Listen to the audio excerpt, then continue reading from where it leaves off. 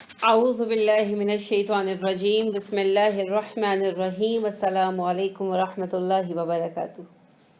موت اللہ رب کریم کا حکم ہے جو ہر زندہ چیز پر آ کر ہی رہنی ہے۔ ہر زندہ چیز کو موت کا ذائقہ چکھنا ہی چکھنا ہے، اور اس میں کسی کے لیے کسی قسم کی کوئی تخصیص نہیں ہے، کوئی رعایت نہیں ہے۔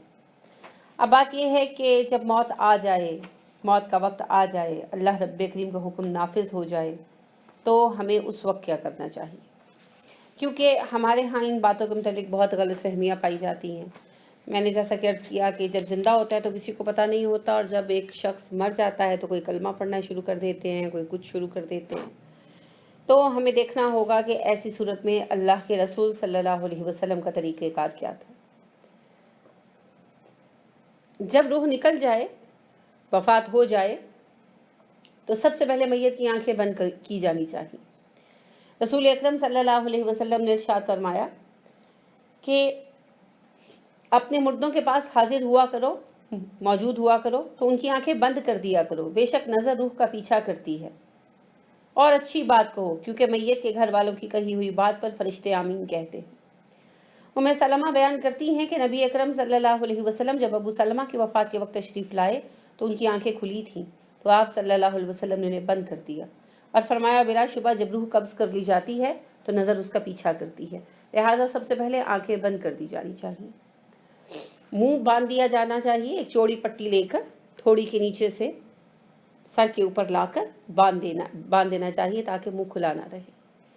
سر کے نیچے سے تکیہ نکال کر اعضاء سیدھے کر دینے چاہیے، ہاتھ بازو بالکل سیدھے پہلوؤں کے ساتھ سیدھے کر کے، تو ہاتھوں کی مٹھیاں وغیرہ کھول دیتے ہیں، اور ٹانگیں بھی بالکل سیدھی کر کے، اگر سیدھی نہ ٹھہر رہی ہوں یعنی کہ جیسے تھوڑی ٹیڑھی ہو رہی ہوں تو پاؤں کے انگوٹھے یا ویسے ہی پیر آپس میں اس طرح باندھ دینے چاہیے کہ ٹانگیں سیدھی ہو جائیں، کیونکہ بعد ازاں ہو نہیں سکتے۔ اگر مصنوعی دانت لگے ہوئے ہیں ڈینچر جو ریموویبل ہے، ایک تو فکس کروا لیے جاتے ہیں، ان کی بات نہیں کر رہی، ریموویبل ڈینچر لگائی جاتی ہے، اگر وہ منہ میں ہے تو نکال دی جائے۔ اگر کوئی کانٹیکٹ لینس وغیرہ لگائے ہوئے ہیں اور وہ ایزیلی نکل سکتے ہیں تو آپ ان کو نکال دیں، بہتر یہی ہے کہ نکال دیے جائیں۔ زیور وغیرہ اسی وقت اتار لینا چاہیے، کیونکہ بعض ازاں اکڑاؤ کی وجہ سے اکثر نہیں اترتا اور یہاں تک کہ کاٹنے کی نوبت آ جاتی ہے، تو یہ اسی وقت بہتر ہے کہ کر لیا جائے۔ اگر سردی کا موسم ہے تو ٹھیک ہے، اور اگر گرمی کا موسم ہے تو اس کو ٹھنڈے کمرے میں، ایئر کنڈیشنڈ کمرے میں میت کو رکھیں، اور میت کے اوپر چادر ڈال دینی چاہیے۔ رسول اکرم صلی اللہ علیہ وسلم نے جب وفات پائی تو آپ صلی اللہ علیہ وسلم کے جسم اقدس کو ایک دھاری دھار چادر سے ڈھانپ دیا گیا۔ تو آپ صلی اللہ علیہ وآلہ وسلم مرنے والے کے لیے دعا بھی فرماتے تھے، لہٰذا جب ابو سلمہ نے وفات پائی اور آپ صلی اللہ علیہ وسلم تشریف لائے، آپ نے ان کی آنکھیں بند کی اور پھر یہ دعا پڑھی، اللہم اغفر لأبی سلمہ وارفع درجتہ فی المہدیین واخلفہ فی عقبہ فی الغابرین واغفر لنا ولہ یا رب العالمین وافسح لہ فی قبرہ ونور لہ فیہ۔ بہت خوبصورت دعا ہے۔ اللہم اغفر لأبی سلمہ، اے اللہ ابی سلمہ کو بخش دے، تو اب ابو سلمہ کی جگہ آپ مرنے والے کا نام لگائیں گے۔ وارفع درجتہ، اگر عورت ہو تو درجہ طہا کر دیں گے، فی المہدیین، اس کے درجے بلند کر ہدایت یافتہ لوگوں میں، واخلفہ، اور اگر عورت ہو تو ہا کر دیں، فی عقبہ فی الغابرین، یہاں بھی ہا ہو جائے گا، ضمیریں بدل دی جائیں گی، اور اس کی باقی ماندہ لوگوں کی طرح نگرانی فرما۔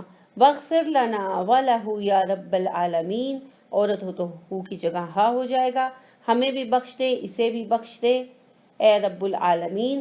وافسح لہ فی قبرہ، اور اس کی قبر کو کشادہ کر دے، ونور لہ فیہ، اور اسے منور کر دے۔ کتنی پیاری دعا ہے، چھوٹی سی دعا ہے، ہو سکے تو یاد کر لیں، یہ آپ کو ساری مل جائیں گی دعائیں پوسٹ کی ہوئی، اور اگر یہ دعا یاد نہ ہو تو ویسے ہی کم از کم دعا کریں کہ اللہ اس کو بخش دے۔ رسول اللہ صلی اللہ علیہ وسلم نے ارشاد فرمایا کہ جب کوئی فوت ہو تو اس کے پاس موجود لوگ اپنے لیے اور میت کے لیے دعا کریں، کیونکہ ان کی دعا قبول ہوتی ہے۔ لہٰذا ابو سلمہ کی گھر پر، میت پر، آپ صلی اللہ علیہ وسلم نے ارشاد فرمایا اپنی جانوں کے لیے بھلائی کی دعا کرو، اس لیے کہ جو کچھ تم اس وقت کہتے ہو فرشتے اس پر آمین کہتے ہیں۔ تو اس وقت دعائے مغفرت کرنی چاہیے میت کے لیے اور اپنے لیے بھلائی کی دعا کرنی چاہیے۔ پھر مرنے والے کے خوبیوں کا تذکرہ کرنا چاہیے، اچھائیوں کا تذکرہ کرنا چاہیے، برائیوں کا نہیں، کیونکہ رسول اللہ صلی اللہ علیہ وسلم نے فرمایا مرنے والے کو برا نہ کہو، کیونکہ جو کچھ انہوں نے آگے بھیجا تھا اس کا بدلہ پا چکے ہیں۔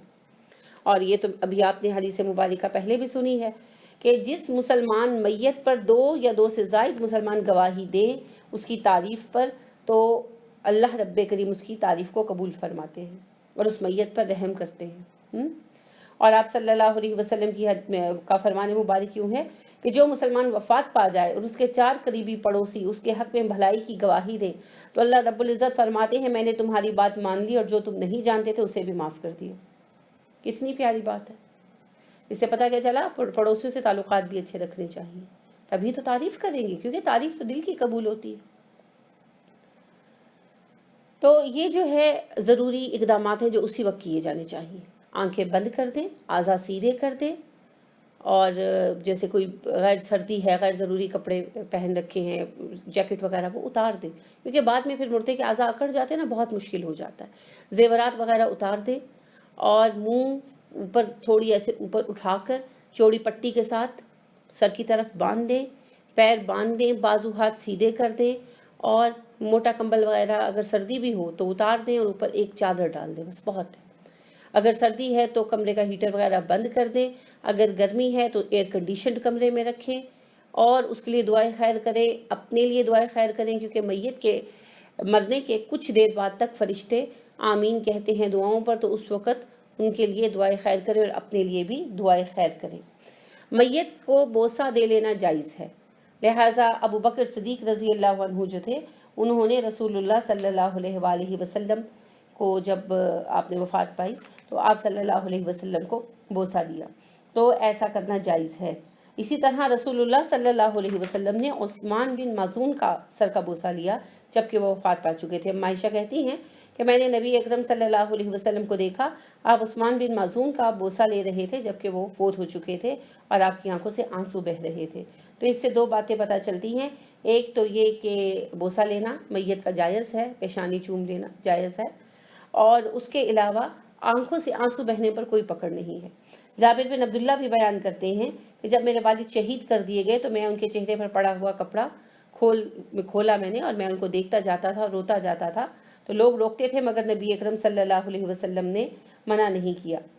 تو بات یہ ہے کہ آپ صلی اللہ علیہ وسلم نے کیوں منع نہیں کیا، کیونکہ جابر جو ہے نا وہ کوئی بین نہیں کر رہے تھے، رو رہے تھے، آنسوں سے رونا منع نہیں ہے۔ اسی طرح جب آپ صلی اللہ علیہ وسلم کے نواز سے حضرت زینب کے بیٹے بہت بیمار تھے اور ان کی یعنی قریب المرگ حالت تھی، تو آپ نے ان کو گود میں اٹھایا اور آپ رو رہے تھے، تو اس پر جب سعد نے کہا کہ اللہ کے رسول صلی اللہ علیہ وسلم آپ رو رہے ہیں، آپ نے کہا یہ تو رحمت ہے جو اللہ نے دلوں میں ڈال دی ہے۔ تو رونے پر پکڑ نہیں ہے۔ آپ صلی اللہ علیہ وسلم نے مزید فرمایا کہ اللہ آنسوؤں پر نہیں پکڑتا، ہاں اس پر پکڑتا ہے، یہ کہہ کر زبان کی طرف اشارہ کیا کہ زبان سے رونا دھونا جو ہے نا، یہ اللہ زبان سے جو ماتم کرنا ہے یہ اللہ کو سخت ناپسند ہے، اور بین کے انداز میں رونا ہائے ہائے کر کے یہ منع ہے۔ ویسے رو لینے پر پابندی نہیں ہے، کیونکہ انسان جب دکھی ہوتا ہے، تکلیف میں ہوتا ہے تو آنکھوں سے آنسو ٹپک ہی آتے ہیں۔ یہ تو اللہ رب کریم نے ہمارے ریلیف ویلو ہمارے لیے رکھا ہے، تو اس پر پابندی نہیں ہے۔ اور قریب المرگ کے پاس یہ اعمال ضرور کرنے چاہیے جو میں نے عرض کیا، لیکن غیر ضروری اور بیکار کام کرنے سے پرہیز کرنا چاہیے۔ آپ صلی اللہ علیہ وآلہ وسلم نے ان سے منع فرمایا ہے، جیسا کہ جب کوئی مر جاتا ہے تو 2.5 سپارے پڑھنے کا جو ہے کہ جی جو مر گیا ہو اس کے پاس بیٹھ کر 2.5 سپارے پڑھیں سورہ بقرہ، اور کہتے ہیں کہ جی 2.5 سپارے راہداری کے ہیں، یہ بات بالکل بے اصل ہے، اس کی کوئی حقیقت نہیں ہے۔ اسی طرح جو کہتے ہیں کہ مرنے والے کے سر کے قریب قرآن مجید رکھ دیں، بالکل بھی اصل بات ہے۔ مرنے والے کے پاس سورہ یاسین پڑھیں یا اس کے پاس رکھ دیں، بالکل غلط بات ہے۔ مرنے والے کا منہ قبلہ کی طرف کر دیں، بے اصل بات ہے، اس کی کوئی حقیقت نہیں ہے۔ مرنے والے کے ناخن یا زیر ناف بال صاف کرنا بھی منع ہے، ٹھیک ہے؟ اگرچہ یہ غسل کے احکامات پہ دوبارہ بھی آئے گا، مگر ابھی بھی سن لیں کہ ناخن وغیرہ کاٹنا یہ سب، اور شیو کرنا، خط بنانا، زیر ناف بال صاف کرنا منع ہے۔ اور مرنے والے کی چارپائی کی گرد بیٹھ کر ذکر کرنا، بیٹھ جانا اور پھر اللہ لا الہ الا اللہ وغیرہ شروع کر دینا۔